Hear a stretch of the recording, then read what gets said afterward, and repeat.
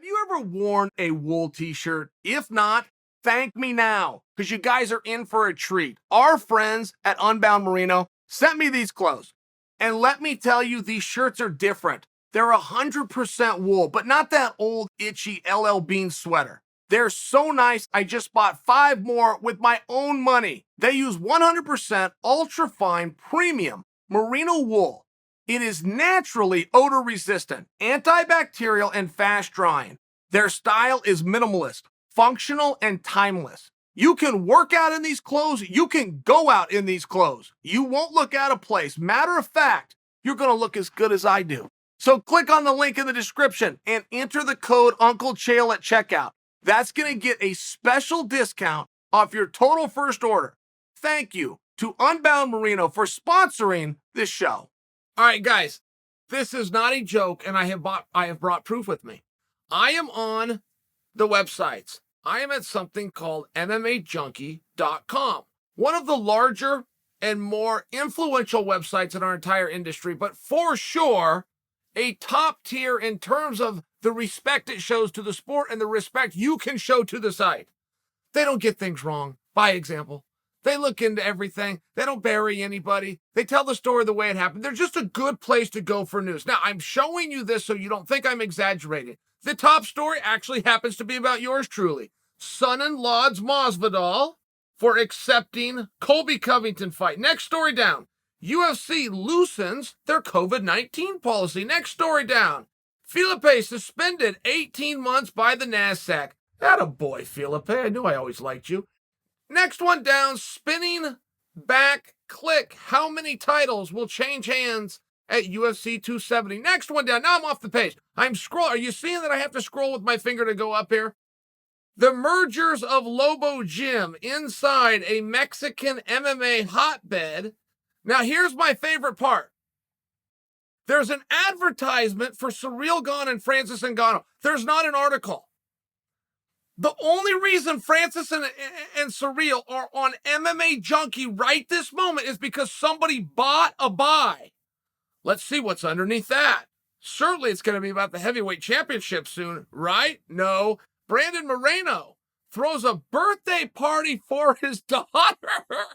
I mean, and happy birthday to the little princess, Brandon. But in all fairness, can we all agree how starved we must be for content if we're writing about Brandon Moreno's daughter having a birthday party? Can we agree? All right, let's see what's underneath that. Bellator adds Deanna versus Bennett under that. Oh, my sweet heavens. UFC 270 commentary team. Broadcast plans set. Joe Rogan on the call for the pay-per-view. What the? I'm not making this up.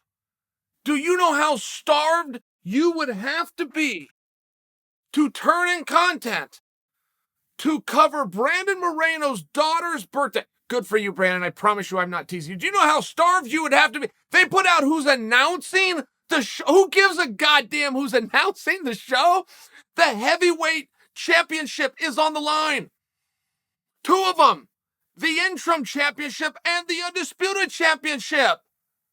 Sweet potato pie. Are these guys going to do anything?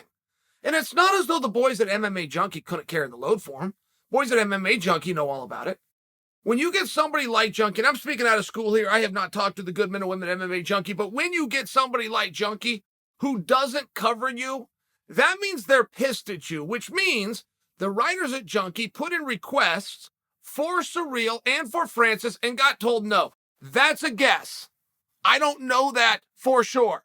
But to have a fight of this magnitude days away, the press conference hours away, the weigh-in in front of that, we've got an entire event planned for this. Before those boys get in there and settle business on what is going to be a historic outcome. They're going to merge this championship. This true grudge that could have been kicked down the road about 2 years is going to happen for us right now. It's a treat for the fans. We don't have to wait. Somebody's getting put in the rear view. We then don't know what the contract for Francis looks like. We're hearing things about maybe going over in boxing. That makes it interesting. Oh, and by the way, Jon Jones is lurking, allegedly. There is nothing more that has ever been put on a fight like this. Vince McMahon could do a match like this, but only because he's writing it out and controlling the strings. This is as big as it gets, and MMA Junkies not covered. I haven't heard anybody talk about it except for me. I don't bring you guys stories, just for example. I don't call guys and get scoop and give it to you. I respect the people that do, but in all fairness, I have a much lazier approach. Somebody else does it, I observe it, and then I bring you those observations. I haven't been able to do that once. The only person I can give any credit to, and I'm happy to do it, is Megan Oliva. She's the only one that got anybody to speak. Not to mention what a great job Megan did with Francis. I actually look at Francis differently. My opinion of Francis is changing very rapidly. Is that happening to you guys? I'm only personalizing this and telling you me because I'm wondering if that's happening with you, because usually you guys and I are dancing to the beat of the same drum. I met Francis, though. I met him. Been talking about him for a while, had never met him. Met him, left with a different opinion. But even as I sit back and I observe him, in Francis's interview with Megan, the one and only thing that I have seen anybody do, oh, and by the way, it served Francis very well. He was a true gentleman to Megan, which I appreciated. He didn't say a goddamn thing about the fight. He did not talk about this fight at all. But for some reason, we're putting all this weight on Francis, saying, hey, Francis, where's your promotion? That's a fair question by us. But if you want to talk about being fair, Ciryl's done the exact same thing. Why have we decided that Ciryl gets to be the good guy and Francis has to be the bad guy? Why are we doing that, guys? Real question. Have you ever stood back and looked at it? Why is Francis the bad guy in this story? Just because he wants to go and box? What's his nuts? Why would that make him a bad guy? He's not doing that behind the scenes. He's not taking his ball and going home. He came out and told the world it. I mean, he did it above board. In all fairness, there's no reason to not like him, and he hasn't done anything else that Ciryl hasn't done. Not to mention, if Ciryl was given the opportunity to go and fight what's his nuts, he'd take it too. So they're dead even here, but we've decided that Francis is the bad guy. Now, I'm going in circles. I can't break down this fight for you. It would appear to me, very obviously, we have a kickboxing match. And this has been tested many times. But it doesn't always go the way that you might think. I'll give you a fair example, even include Francis in it. What was Francis, heavy hitter, one-punch power, versus Derek Lewis, heavy hitter, one-punch power. Those guys respected each other, and they stayed away. You might remember, and this will be the same example, but in reverse, Colby Covington, Kamaru Usman, parts 1 and 2. They were so good at wrestling that they just threw it out, to hell with it. You're too good at defense. I'm too good at defense. It's going to get you tired. It's going to get me tired. Let's just go get a stand-up fist fight, right? Okay. You see those great striking battles that catch you off guard more often with two grappling heavy guys than you do with two striking heavy guys. They don't get in there and engage for whatever reason. Kimbo Slice comes to mind, taking on Houston Alexander. I could give you a couple of these, but more often than not, when the action doesn't take place, it's because they both agree with what I'm saying and what you guys are seeing, which is you're both really good on your feet. You're both really scary on your feet. So instead of getting in there and actually testing this and figuring this thing out, let's just stay the hell back and make sure nothing happens. We have seen those. The difference here is Ciryl. In my opinion, I can't prove this, but Ciryl is the much faster fighter. Why do I say that? Well, basically just because of size. I've not seen Francis be slow. Don't mishear me here. But good basic logic says a guy that weighs 246 can move faster than a guy that weighs 270. And I think that Ciryl is going to get in there and try to test it. Now, that's also what Francis is counting on. All Francis needs is you come on close, baby. You get within arm's reach, and I'll take it from here. So in some ways, they really are going to complement each other's strengths and each other's weaknesses. There is a built-in dialogue of they could cancel each other out. You've got this new kickboxer in the UFC, 185-pounder.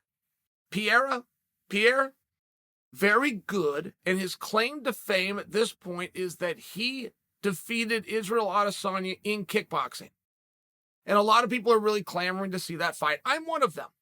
But in all fairness, it's for the drama leading up to that fight and the drama coming out the back door. I would not predict for you that's going to be a fun match to watch for the reasons I'm laying out right now.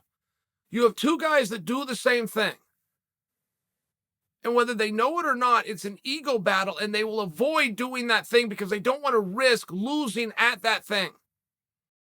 If there was a magic wand and somebody came to Francis and said, Francis, I'm sorry. Your good luck has ran out. You're going to lose to Ciryl. But I'll let you choose how you lose to him. Francis would not choose to be knocked out by him.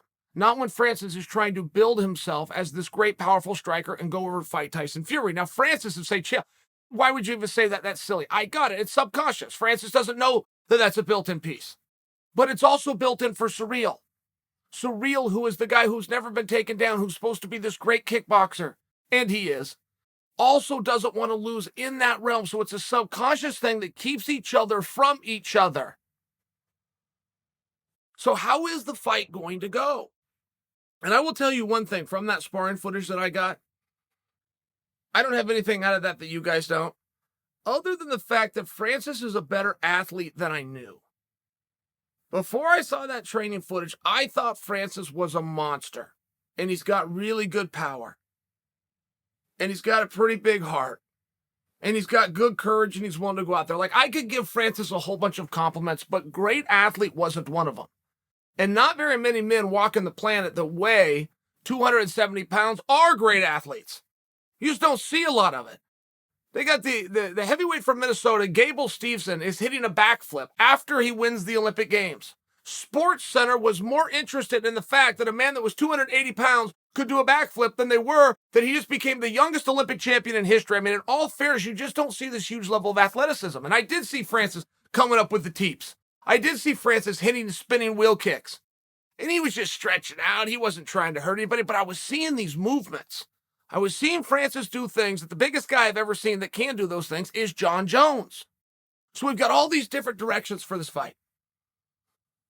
We have a grand total of no help from the participants in the fight, to the point that MMA Junkie only discussed it because somebody paid them to.